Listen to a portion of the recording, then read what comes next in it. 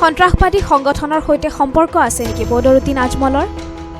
আজমল ফাউণ্ডেশ্যনলৈ টকা আহে সন্ত্ৰাসবাদী সংগঠনৰ সৈতে জড়িত NGOৰ পৰা। লিগেল ৰাইটছ অবজাৰভেটৰী নামৰ স্বেচ্ছাসেৱী সংগঠনটোৱে পোহৰলৈ অনা এই তথ্যক লৈ বৰ্তমানেও ৰাজ্যৰ সৰ্বত্ৰে চৰ্চা চলি আছে। সংগঠনটোৱে তুলি ধৰা তথ্য অনুসৰি সন্ত্ৰাসবাদী সংগঠনৰ পৃষ্ঠপোষক এই NGOৰ পৰা বছৰি 138 কোটি টকা আহে আজমল ফাউণ্ডেশ্যনৰ নামত।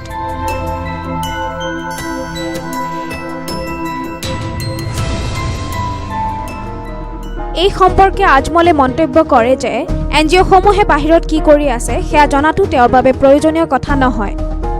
লিগেল ৰাইটছ অবজাৰভেটৰীৰ মতে আজমল ফাউণ্ডেশ্যনলৈ ধনৰ যোগান দিয়া ভিন্ন NGO যেনে ইমদাদ ফাউণ্ডেশ্যন, ইনচানী য়াদদিম ভাকফি, উম্মা ৱেলফেয়াৰ ট্ৰাষ্ট আদি আল কায়দা, হিজবুল মুজাহিদ্দিনকে আদি কৰি বহু সন্ত্ৰাসবাদী সংগঠনলৈ আগবঢ়ায় আৰ্থিক সাহায্য।